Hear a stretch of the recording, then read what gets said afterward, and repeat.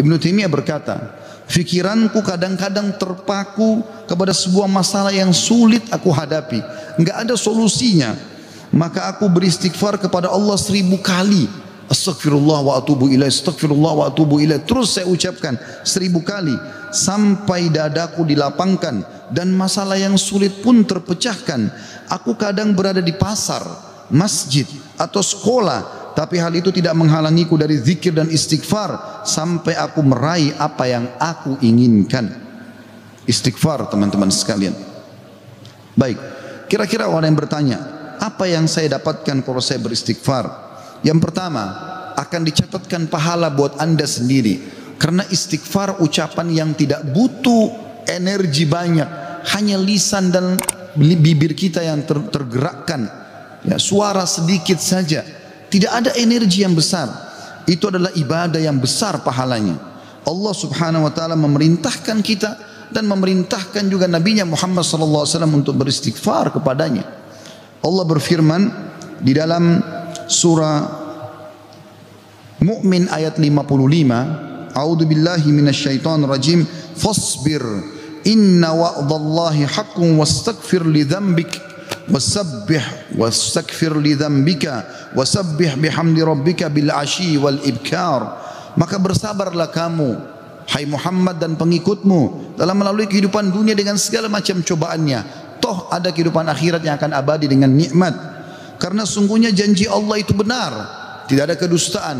Salat, puasa, zakat, bakti sama orang tua, bersedekah, zikir, doa, apa saja kerjakan, semua akan kau dapatkan hasilnya. Dan mohonlah ampunan untuk dosamu, hai Muhammad, dan pengikutmu juga perintahkan mereka lakukan itu. Dan bertasbihlah seraya memuji Tuhanmu pada waktu pagi atau pada waktu petang dan juga pagi hari. Kemudian juga Allah mengatakan dalam surah Al-Muzammil ayat 20, a'udzubillahi minasyaitonir rajim, wastaghfirullah innallaha ghafurur rahim. Dan mohonlah selalu ampunan kepada Allah, istighfar. Sesungguhnya Allah Maha Pengampun lagi Maha Penyayang. Dan yang terakhir ayat Al-Qur'an adalah Al-Imran 133. Tentu ayat banyak sekali tapi saya singkatkan di sini karena khutbah Jumat. A'udzu billahi minasyaitonir rajim. Wasari'u ila magfiratin min rabbikum wa jannatin arduha as-samawati wal ardu iddat lil muttaqin.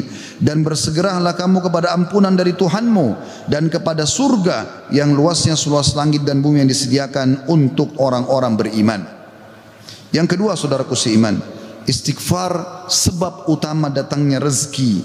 Allah menyebutkan dalam Al-Quran, ya, apa yang diucapkan oleh lisan nabinya yang mulia Nuh alaihissalam dalam surah Nuh ayat 10 sampai ayat 12. A'udzu billahi minasyaitonir rajim. Faqultu astaghfiru rabbakum innahu kana ghaffara yursilis samaa 'alaikum midrara wa yumditkum bi amwalin wa banina wa yaj'al lakum jannatin wa yaj'al lakum anhara. Maka aku berkata kepada kaumku, ya Allah, kata Nabi Nuh, mohonlah ampun kepada Tuhan kalian. Sesungguhnya Dia Allah adalah Maha Pengampun. Niscaya dengan mohon ampun istighfar kalian itu, Dia Allah akan mengirimkan hujan kepadamu yang lebat dan memperbanyak harta juga anak-anakmu dan mengadakan untukmu kebun-kebun dan mengadakan di dalamnya sungai-sungai.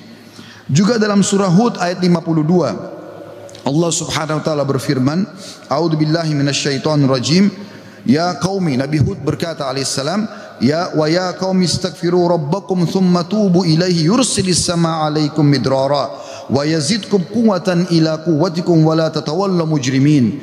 Hai kaumku, kata Nabi Hud alaihissalam, banyaklah mohon ampunlah kepada Tuhan kalian dan bertobatlah kepadanya. Niscaya pasti dengan istighfar dan tobat kalian Dia menurunkan hujan yang sangat deras atasmu. Maksudnya subur, hujan bukan mematikan tapi membawa berkah.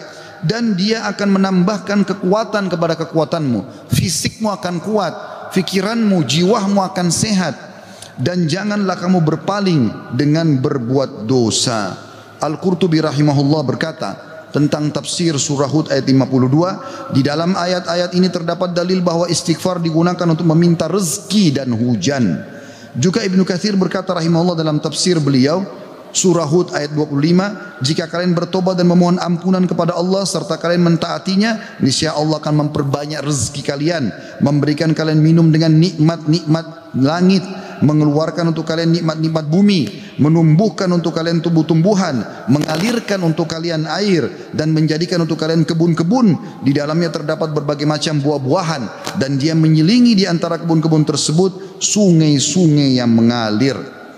Yang ketiga, saudaraku seiman, istighfar sebab masuk ke dalam surga. Sebagaimana kita sudah tahu bersama-sama, salah satu zikir pagi dan petang yang sangat dianjurkan adalah membaca Sayyidul Istighfar, tuannya istighfar, yaitu lafadznya sebagaimana dinukil dari Nabi SAW. Beliau mengatakan, Allahumma anta rabbi, la ilaha illa anta khalaqtani, wa ana abduka wa ana ala ahdika wa wa'dika mastata'tu, a'udhu bika min syarri ma sana'tu, abu'u laka bi ni'matika alayya wa abu'u bidzambi, faghfirli fa innahu la yakfiru dhunuba illa ant.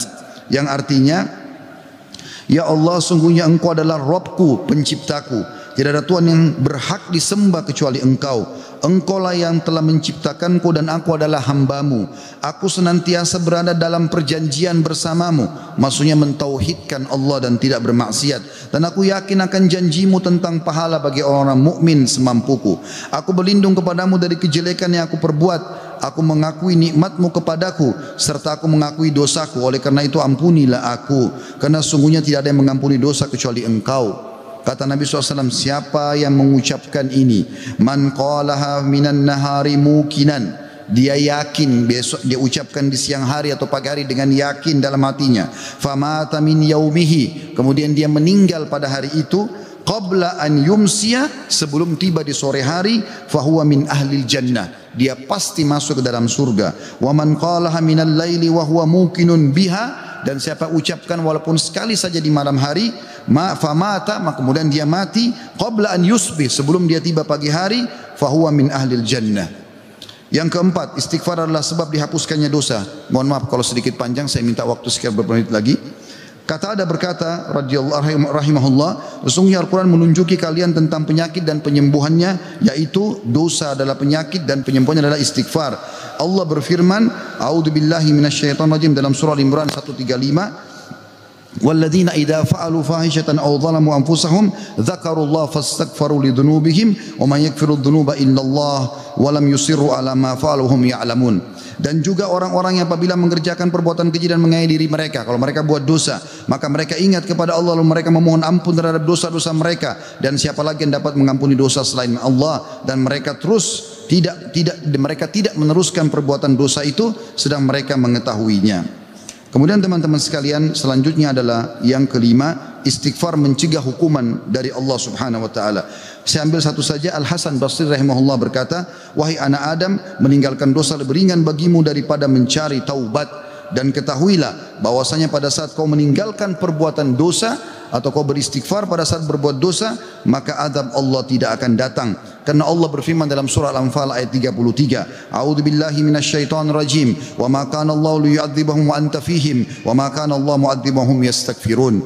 Dan Allah sekali-kali tidak akan mengadab mereka sedangkan kamu berada di tengah-tengah mereka, hai Muhammad, dan tidak pula Allah akan mengadab mereka sedang mereka selalu memohon ampun.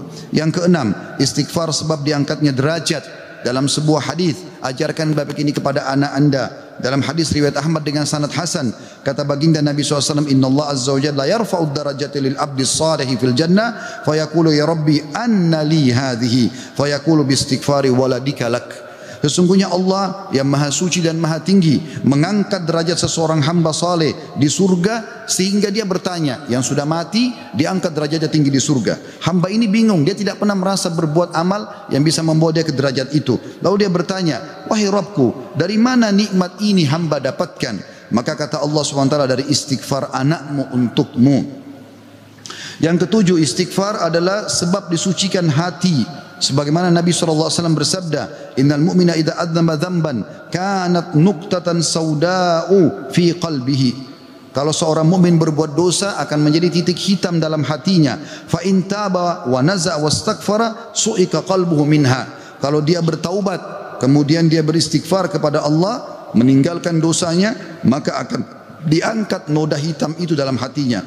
Fa in zada zadat hatta taglufa qalbuhu fadzalika ar-rana alladhi dzakarahu Allah fi kitabihi kalla barrana ala qulubihim ma kanu yaksibun. Dan kalau seandainya dia bertaubat dan meninggalkannya serta beristighfar, hatinya kembali bersih darinya, dan kalau dia tambah melakukan dosa, maka bertambah pula titik hitam itu sampai menutupi seluruh hatinya. Dan itulah makna kalimat ar-ran dalam firman Allah Subhanahu wa taala, sekali-kali apa yang selalu mereka usahakan itu menutupi hati mereka. Surah Al-Mutaffifin ayat 14. Dua poin yang terakhir teman-teman sekalian, yang ke-8 adalah istighfar sebab memperoleh anak dan keturunan. Dinukil dalam sebuah riwayat disebutkan oleh Abu Hanifah rahimahullah dalam musnadnya, bahwasanya seseorang datang mengeluh dari Jabir bin Abdullah radhiyallahu anhu. Seseorang mengeluh kepada Nabi SAW lalu berkata, "Ya Rasulullah, ya sesungguhnya aku, orang semua punya anak tapi aku sendiri yang tidak punya anak." Maka kata Nabi SAW, "Mana kau dari dua senjatamu? Memperbanyak sedekah dan istighfar, maka dengannya kau akan diberikan rezeki." Kata Jabir bin Abdullah, orang itu pun mengamalkan, lalu saya menyaksikan orang itu dikaruniai 9 orang anak, semuanya laki-laki.